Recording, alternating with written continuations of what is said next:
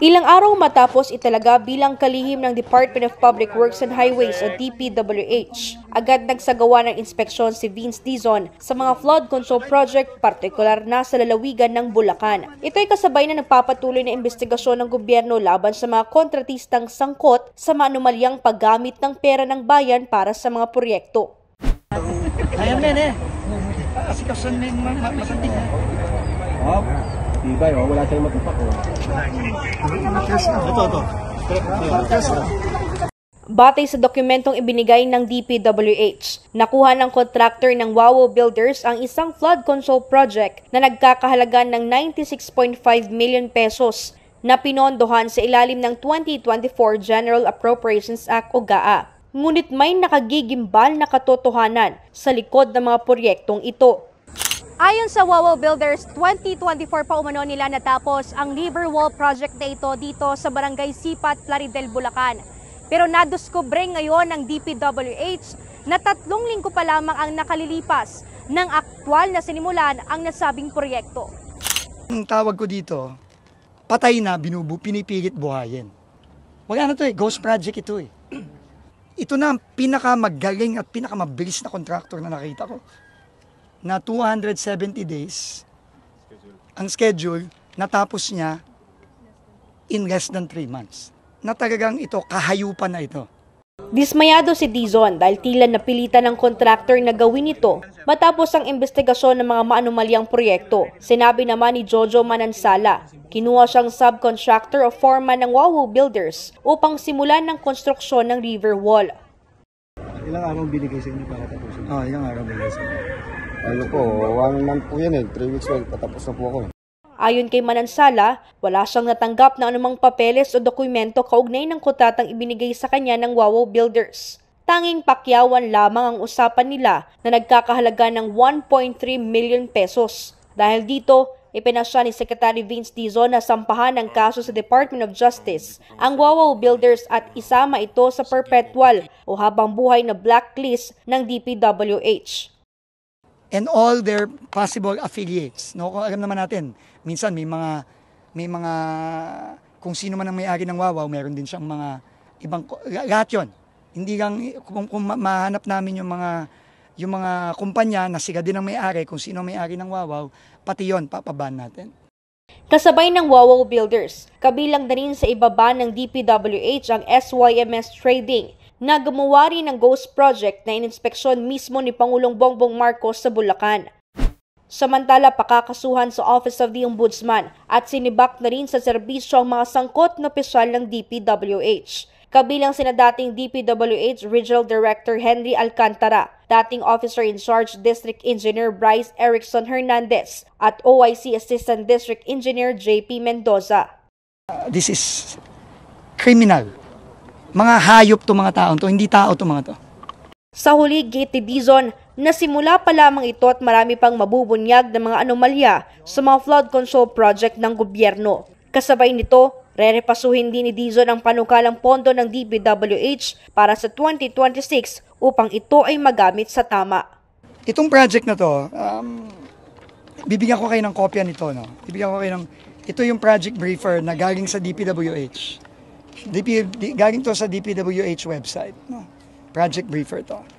Bibigyan ko kayo ng kopya nito. Ito construction ng isang flood control structure, yung nakikita nyo ngayon. Yung protection wall, no? Dito sa river, worth 96.5 million from the 2024 GAA, no? This contract was started on March 20, 2024. Tandaan nyo yung data. March 20, 2024. Nakalagay dito, ang kanyang duration is dapat 270 days. Okay? Pero, nung June 11, so April, May, June, so less than 3 months, nakalagay dito, actual accomplishment, 100% in 3 months. So, tandaan nyo yun, ha? 270 days dapat. Di ba?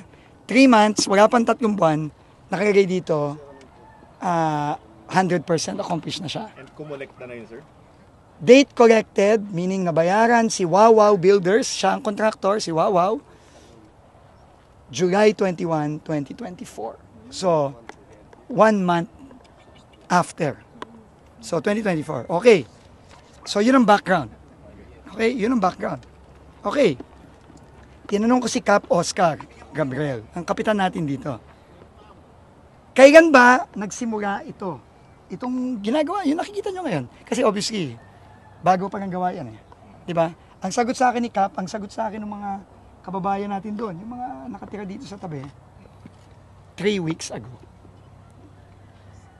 So, ito, ang tawag ko dito, patay na, pinipilit buhayin. Kasi nabayaran na siya eh, nung last year eh. Sabi dito ng DPWH, 100% completed na to last year. Pero, siguro, 3 weeks ago, umiinit, nag-iimbestiga na ang Senado, nag-iimbestiga na ang Kongreso, nagalit na ang Pangulo. Pinipilit buhayin yung patay. Wala na to eh, ghost project ito eh. Klarong-klaro na ghost project ito. Pero dahil lang sa mga pangyayari, hinahabol ngayon. And kausap ko din yung subcontractor, si Jojo. Kabalan ko ito. Kinontrata lang siya 3 weeks ago. No, 3 weeks ago. Bayad na to, ha? Tandaan nyo, bayad. July 2024, bayad na to. Naka-record sa DPWH, completed.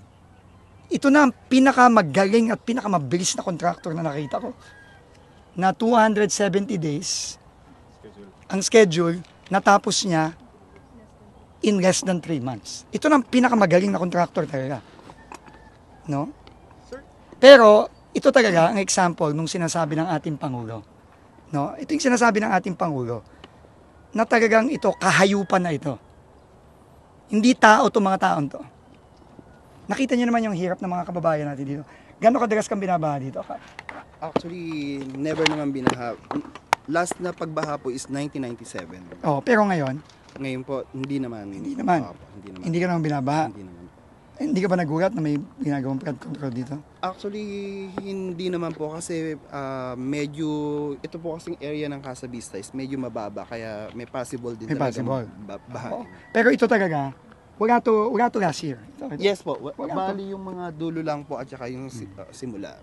Pero yung pinaka-gap, wala po. So, this is almost a 100 million project. Okay, 100 million.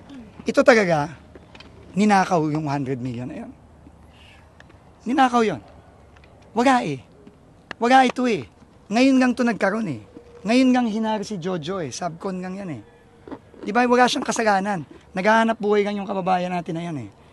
Pero itong hayop na wawaw na ito, at yung kung sino man ang may-ari niyan, talagang kailangan managot yan. And kung sino man ang nag-aproba nito sa DPWH, kailangan managot nito. Wala pa. Wala. Hahanapin ko yung dokumento. Ano lang to? Summary eh. Saan? Meron ba? Ito. Ito pala. Hindi ko nakita yung signature eh. Ang nag-clear down nito, si JP Mendoza, Chief Construction Section, si Bryce Erickson Hernandez, Assistant DE, tsaka si Henry Alcantara at that time DE. Ito na yung under investigation, sir. Oo, ito yung pinadala natin ng lookout order. So, ganito na lang, no? Bago tayo mag-usap pa. Today, I'm going to announce, number 1, Henry Alcantara, effective today, is dismissed from the... Ngayon, he's suspended. Okay, he is now dismissed. I will call for a summary dismissal of Henry Alcantara. And next week, I will ask the DPWH legal to recommend filing charges, the appropriate charges against Henry Alcantara. Criminal? Whatever, well, obviously criminal to.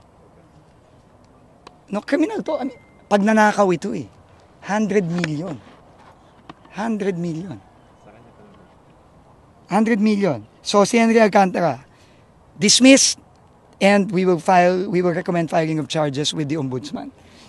Bryce Fernandez, JP Mendoza, I will already begin proceedings of dismissal. No, may proseso tayo dyan, kailangan nating sundin yan. Pero sisimulan na natin yan at hindi ako magtataka na madidismiss na rin to very, very soon. Pero hindi na natin hihintayin yun. Papafayagan na rin natin kasabay ni Henry Alcantara ng appropriate charges sa Office of the Ombudsman. So I will order the DPWH legal team to already prepare the necessary recommendations supported by documents such as this, no, to file the appropriate charges against them. This is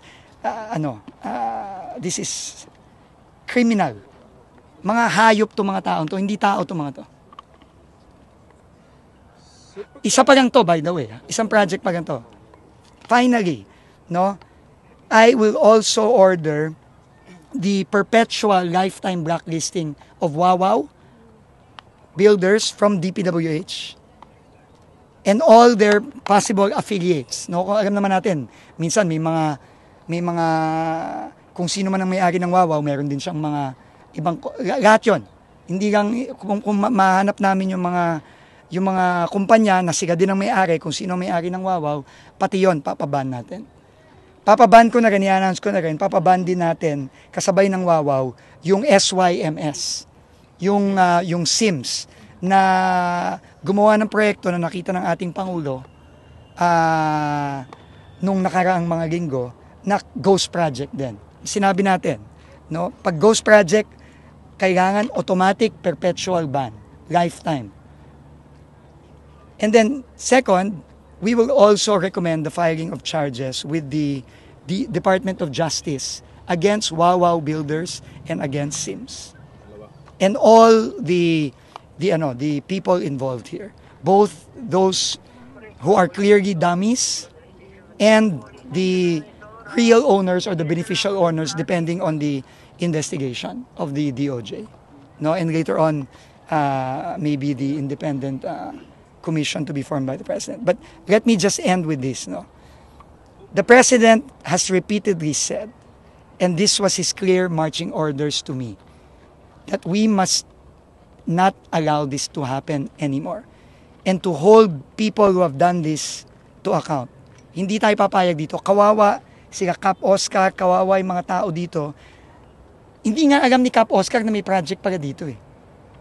Nagulat ka na lang, nabigla na lang may gumagawa dito, di ba Cap? Actually, naman po sila. Nag-courtesy call naman po sila. Kailan?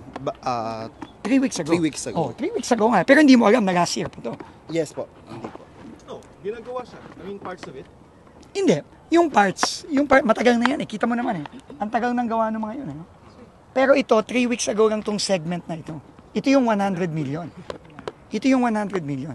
Last year, when it said March 20 to June 11, walang nothing.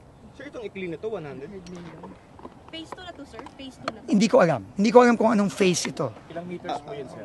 Tinatanong ko nga eh, kay Jojo, ilang metro ba ito? Sir, excuse. Oh. Kung di po ako nagkakamali, 3 portion po kasi itong ginawa sa Mikasa Vista. Eh. Bali, ito po yung pinaka-last. Ito yung... Pero ito yung declared finished 24. Yes. Yes. So, anyway, as I was gonna say, this is the President's marching orders and we will execute. Hahanapin namin lahat itong mga multong to. Hahanapin natin lahat to. And lahat to, pag nakita na natin, and nagpapasalamat ako sa mga iba nating mga kawani sa DPWH kasi silang nagbibigay ng impormasyon na to. Nagpapasalamat ako sa kanilang lahat. No, binigay nila sa atin to at meron pa silang binibigay na iba. At hindi tayo titigil. Hanapin natin lahat to. At kung anong ginawa natin dito sa mga DE, assistant DE, engineer dito sa DPWH na kakonsyaba dito at dun sa mga kontraktor, ganun din ang gagawin natin sa iba. So simula pa lang ito, no? And hindi tayo titigil, no? Alam nyo, naalala ko 2 years ago, si Senator Joel Villanueva, who hails from Bulacan, already talked about this in the Senate. No, he already called it out as early as, I think, 2023. No, and I would like to personally thank Senator Joel, no, because as early as 2023, he was already calling this out. No, I know he's being accused of a lot of things, but But the fact is, in 2023, when this was not yet a thing or hot, Senator Joey was already calling this out. No, and in fact, I spoke to him and I said I was coming here. And he told me, marami pa dyan. And I think that is absolutely true because that's what we're getting also from DPWH. Bulacan pa lang to. Bulacan pa lang to. So, ano talaga? Nakakarindi tong ganito. No? I can just imagine how angry the president is. No? Kasi hindi tao yung gumawa nito, hayop. Mga hayop ang gumawa nito, hindi sila tao. Para gawin nila to sa mga kababayan natin.